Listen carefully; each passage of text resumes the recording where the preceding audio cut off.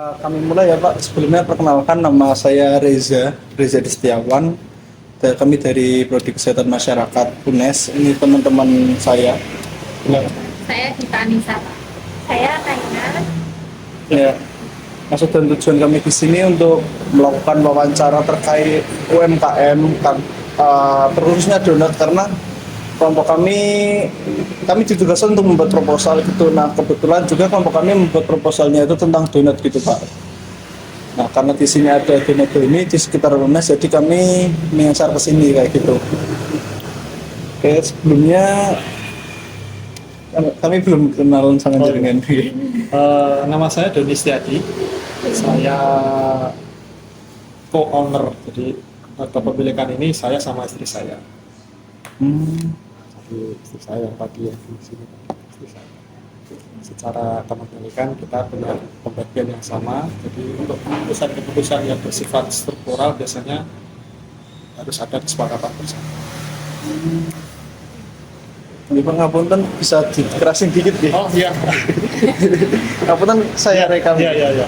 Jadi usaha ini itu enggak Pak, kepemilikannya jenengan sama istri Sama jenengan istri, ya? ya, karena model awalnya dulu waktu menikah kita sepakat untuk kita nggak kerja tapi kita bikin usaha. Terus kita cari uang bareng-bareng. Terus usaha ini berdiri sejak kapan ya Pak?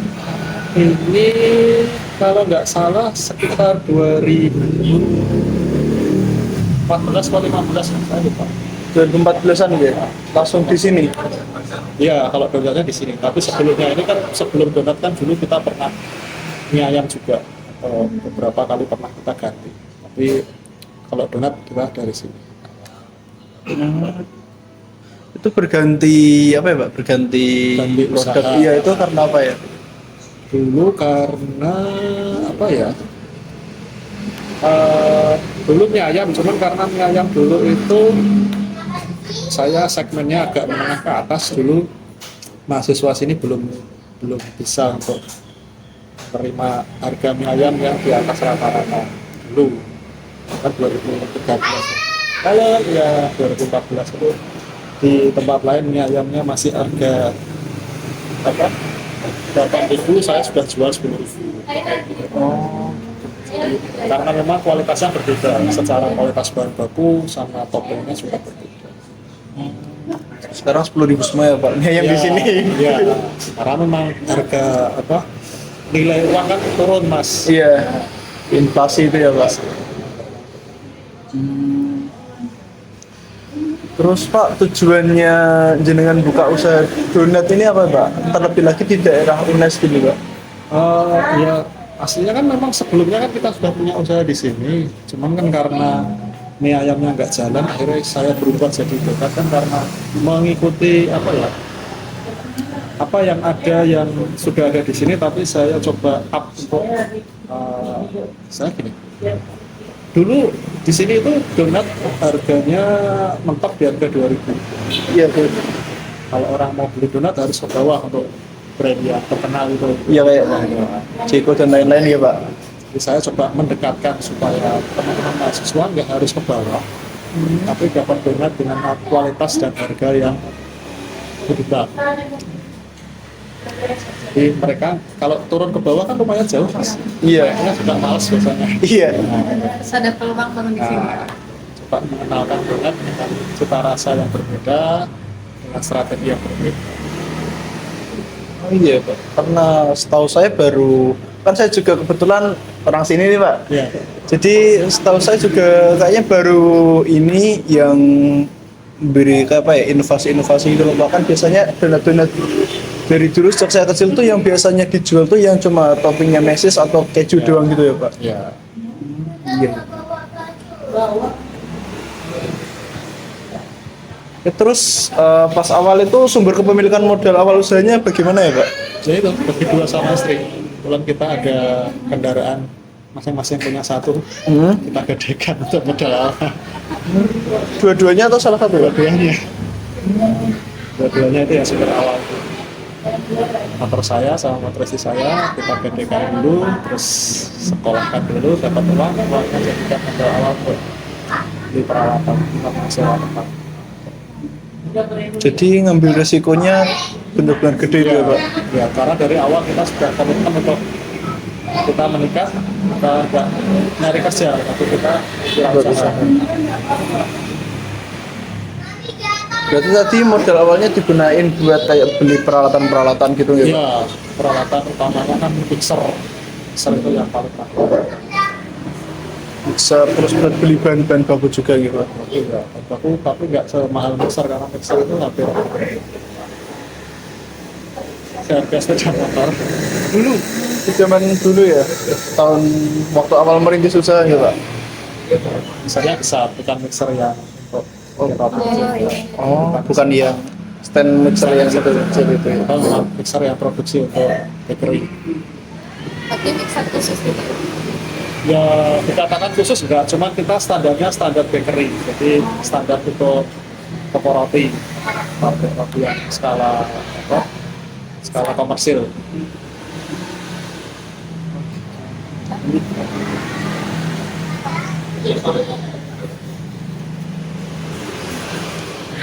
Pak, kemudian Bapak itu biasanya beli bahan-bahan baku produksi itu di mana?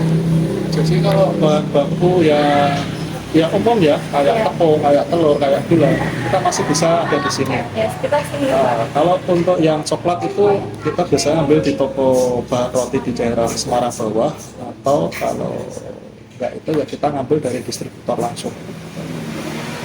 Nah, untuk kebutuhan kita seberapa banyak, kalau kita butuhnya banyak, kita ngambil dari distributor kan dapat harga yang berbeda. Kemudian untuk pembukuannya di usaha ini bagaimana Pak? Kita ada tab itu yang apa? POS kalau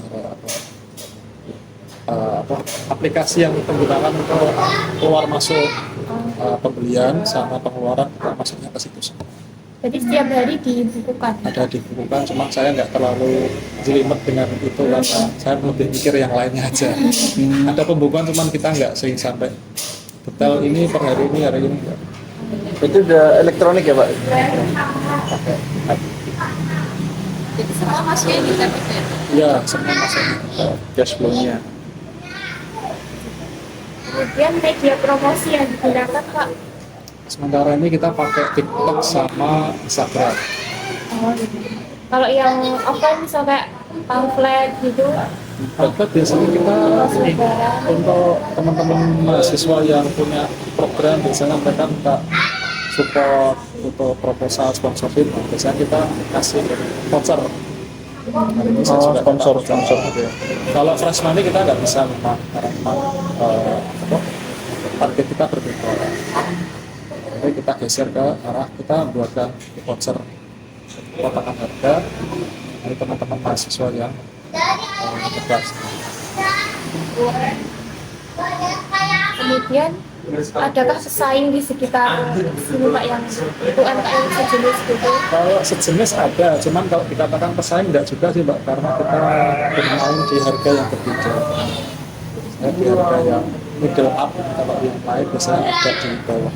Jadi bukan pesaing istilahnya, kalau pesaing. Pesaing kan Warmindo sama Warmindo, harganya Iya, 10.000 lah, itu harganya pesaing. sama.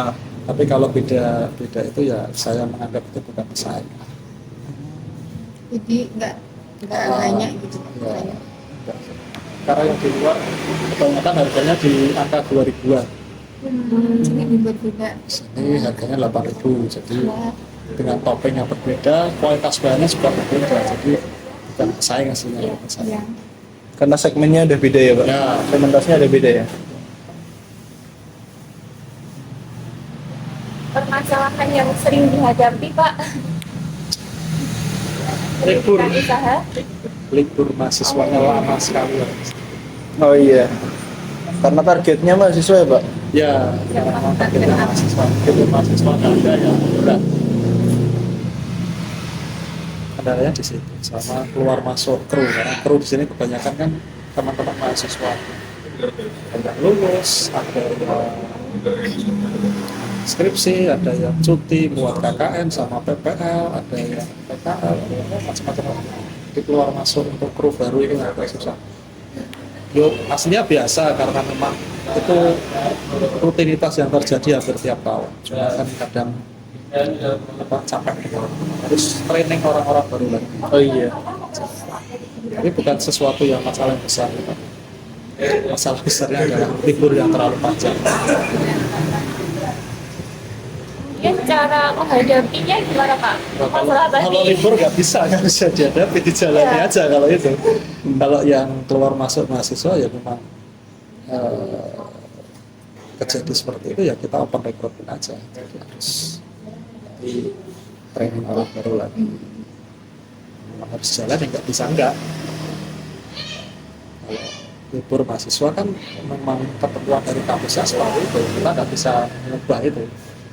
Dan mensiasati gimana pengeluaran supaya pada saat itu tidak terlalu membengkak itu aja. Kalau training orang baru itu biasanya berapa orang, Pak? Kenapa?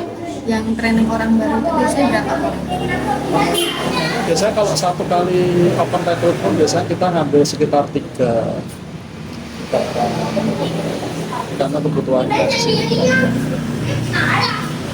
Itu pekerjaannya dibagi per shift gitu atau gimana Pak? Shifting jadi karena mahasiswa kan mereka biasanya cuma dapat sekitar 4 sampai 5 hari kerja berdasarkan waktu senggangnya mereka di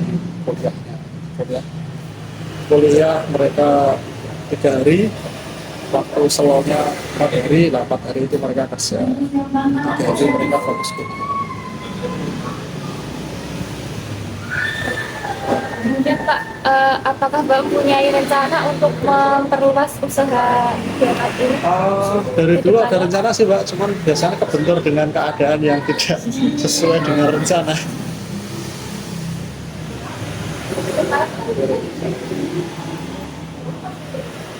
Ya, kelebihan dari produk ini dibanding dengan kompetitor yang lain? Slogan kita, name tag kita, ya slogan kita create your own donut. Jadi pembeli bisa memilih mau donat yang rasa apa, mau toppingnya yang apa, mau yang bentuknya seperti apa. Bisa. Di tempat lain mereka cuma dikasih option 1, 2, 3, 4, 5, 6, 8 lah misal. Ini sama ini. Tapi kan kalau di sini mereka bisa Custom ya. bisa custom.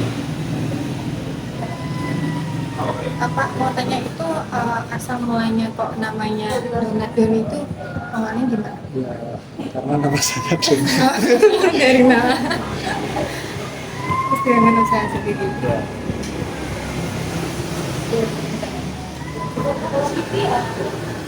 Untuk kelemahan dari produk usaha, Pak, khususnya di donat sendiri. Produk kita cuma tahan sampai 3 hari. Jadi tanpa pengawet kita tidak menjual karena basic.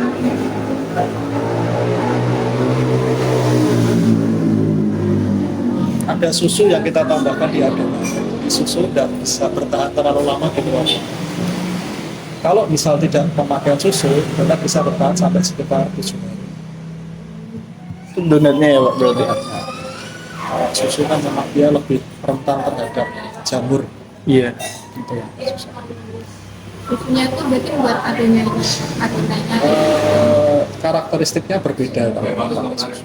Yang membedakan apa ya Pak? Kalau misal adonannya ditambah susu atau pakai air biasa itu karakteristiknya gimana? Rasa Perbedaannya? gurihnya ada gurihnya, terus softnya juga berbeda. Teksturnya beda ya Pak? Lebih softan yang itu ya? Kalau Pakai menurut saya susu. ya pakai susu lebih soft.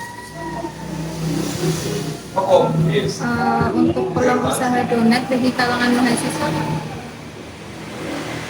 Ya, karena ini bukan makanan pokok, jadi agak susah untuk agak susah untuk dikembangkan. Makan makanan yang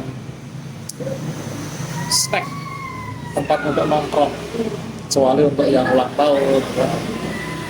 Untuk pengembangannya ya mungkin lebih nyari tempat untuk di pinggir jalan gitu aja. untuk ancamannya Pak saat menjalankan usaha, Ancaman lebih ancaman. lebih ke apa ya kalau dimaksud ancaman, karakteristik ancaman seperti apa ya karakteristik? Ancaman itu seperti apa Kak? Zaman ya termasuk kompetitor itu tadi Pak. Kalau kompetitor sih Sama, ya. Enggak terlalu ya Pak, lebih ke hari libur tadi ya. Iya. libur itu lebih berat. Kalau kompetitor pada akhirnya pembeli akan menyesuaikan dengan keinginan mereka sama seberapa tebal dompet mereka. Motivasi dalam memulai usaha bisnis ini Ngasih makan anak istri Pak. Kalau nggak ada itu nggak bakalan bikin usaha saya. Ya kan kita mulai dari menikah dulu, habis itu baru kita usaha. Di umur berapa itu Pak mulai usaha ini? Saya nikah 28, saya bikin usaha ini sekitar 33 kalau nggak salah. 32 atau 33 tahun di usia itu lah. usia sekitar 33 apa. Berarti usahanya ini udah berjalan berapa tahun Pak? 2014 sampai sekarang. 14. Ya. Hampir 10 ya Pak? 10 besok tahun depan. Nah, untuk menghadapi persaingan dan tantangan pasar yang ada, Pak, ada strategi. Susahnya itu sekarang mahasiswa nongkrongnya di Burjo sama apa itu yang susah. Oh iya. Jadi habitnya mereka bergeser sama jumlah pilihan untuk nongkrong kan bertambah. Ya, makin banyak. Di kafe-kafe lain gitu ya Pak. Tapi bukan kompetitor sih, lebih karena memang banyak pilihan jadi akhirnya mahasiswa memilih untuk saya mau mana berdasarkan keinginan mereka saja. Lebih bukan ke kompetitor karena memang need-nya mereka bergeser, kebutuhan mereka bergeser. Adakah tujuan jangka panjang, Pak, buat usaha ini? Pengennya sudah autopilot tapi ternyata belum bisa. Karena basic utama bikin donat itu masih saya pegang sendiri. Walaupun raciannya saya kasih, resepnya saya kasih, ternyata tidak semua bisa untuk bikin Sama, sesuai ya. dengan saya. Terutama karena bikin donat, bikin roti itu banyak faktor yang mempengaruhi. Suhu berubah sudah bisa Udah beda. pakai es batu atau air biasa. Donatnya diaduk selisih 5 menit sudah seberapa kali ternyata juga berbeda. Untuk mempelajari itu butuh trial error yang lama. Kebanyakan orang-orang sekarang, kebanyakan tidak semua, kebanyakan itu maunya instan. Iya. 1-2 kali selesai langsung bisa paham jadi ahli yang expert itu yang untuk bisa sampai ke ranah itu kan perlu proses yang berkali-kali gagal, pressure yang besar. Itu yang kadang lupa. Nah, dulu pernah mengalami kegagalan itu, Pak. Oh, sering Pak. Dari sisi apa, Pak, kegagalannya biasanya? Listrik mati saya nggak punya genset lagi ngaduk adonan. Itu sekitar 200 adonan 200 donat itu Pak. dalam sehari.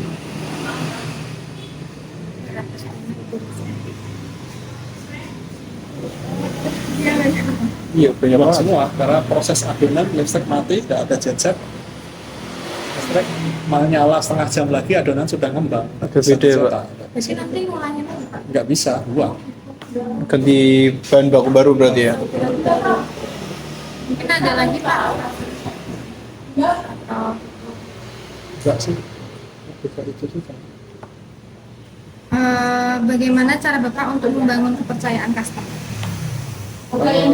Saya coba open kitchen. Jadi, kenapa kita bikin kitchen yang bisa interaksi cuma untuk tujuan aslinya untuk itu. Jadi saya mencoba mendekatkan antara pelanggan sama penjual supaya ada interaksi yang lebih, tidak sekedar pelanggan penjual, tapi untuk orang-orang khusus yang memang familiar biasanya kita menyapa dulu sebelumnya, Mas, halo, apapun itu yang sekedar membuat keterikatan itu ada. Kayak Mas yang di belakang ini datang, Mas, oh iya, halo Mas.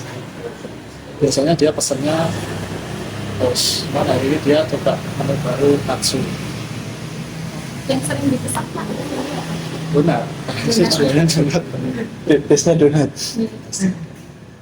Oke, Pak, saya mau nanya lagi, pandangan Bapak kalau misal kan kami kan itu proposalnya kan tentang donat yang ditambah, yang bahan bakunya itu ditambah sama ubi gitu, Pak. Nah, menurut Motif gitu. iya kayak modifikasi gitu. Sudah tahu karakteristik ubi kalau jadi tepung? Nah, itu belum di Ya itu penting. Tidak sekedar jadi tepung. Tepung itu memang macam-macam mas. Ada protein tinggi, protein sedang, protein rendah. Bentuknya sama tepung. Karakteristiknya akan berubah. Protein rendah itu untuk gorengan, protein sedang itu untuk kue basah, protein tinggi untuk otot. Tinggi pun masih ada tinggi, lebih tinggi lagi. Sama-sama tepung, maizena juga tepung, kanji juga tepung. Tapi kalau diaplikasikan ke donat pasti berbeda. Karakteristik begitu dia kena air beda karakteristik. Kanji kalau kena air dia jadi lengket, jadinya kanji. Sama-sama kena air biasa sama kena air hangat beda lagi nanti bentuknya. Jadi nggak bisa terus ini ubi kita bikin tepung kita nggak bisa. Kentang pun bisa dipakai, tapi nggak bisa menggantikan gandum. Kentang juga bisa. Tapi untuk substitusi aja. Apa istilahnya? Biasanya untuk penambahan supaya tidak tergantung sama gandum. Itu bisa. Itu kan karakteristiknya akan berbeda lagi. Itu dijadikan donat, membalnya akan berbeda, teksturnya itu perlu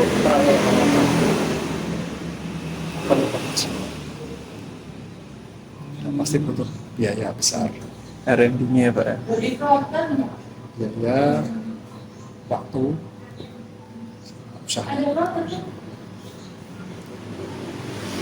Kalau donat dari ubi itu kemungkinan bisa jadi itu enggak ya? Nggak tahu, saya belum pernah nyoba pakai itu. Kalau di YouTube gitu. Karakteristiknya berbeda. YouTube kan karena mereka punya keinginan untuk AdSense dalam arti supaya followernya atau viewernya banyak. Jadi ada hal-hal yang pasti tidak dibuka itu, Pak. pasti ada yang bisa itu pasti. Kalau ada yang dibuka semua ya tergantung. Dengan cara metode yang sama ternyata alat yang berbeda hasilnya belum tentu sama. Bikin donat sana pakai mesin, kamu pakai tangan, hasilnya akan beda pasti beda. Walaupun banyak sama.